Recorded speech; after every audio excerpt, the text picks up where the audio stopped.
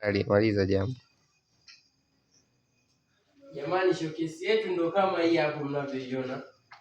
Tumeshamaliza kuseti mipango, kila kitu kimekamilika, tajiri amekabidhiwa jambo lake.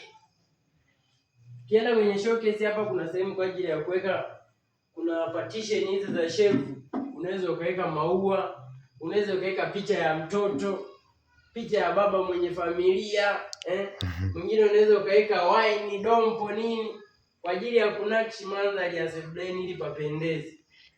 Na tano kama hizo hapo kwa ajili ya kuleta vimulimuli sebuleni ili panakshi. Kuna draw hizo hapo kwa ajili ya kufungia makablasha mbalimbali. Unaweza ukaweka vitu tofauti tofauti kama hivi. Then kuna flat screen hapa inchi 65 mpaka 70 ambayo tumeifungia stand ambayo inaweza ikaenda upande wa kulia kushoto, ikasogea mbele kidogo kama labda muone, ukairudisha nyuma. Mbondo kama hii hapo. Unaweza ukaipeleka upande mwingine kama ni kushoto, then ukairudisha kulia,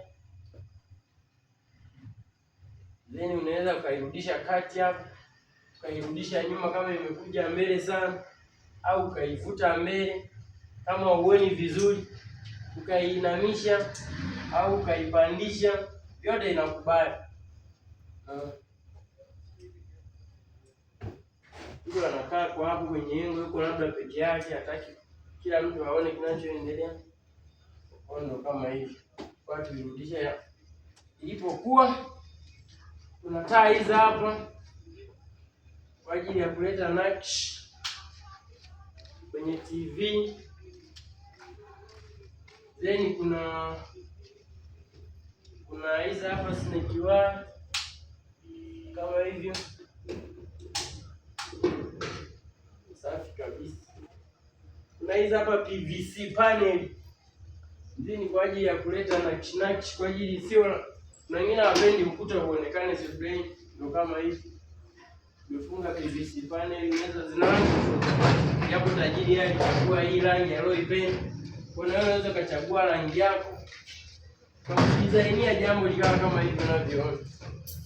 Kwa hiyo karibuni sana wateja na mabosi, nyewe ndio tunawategemea jambo hili hapa.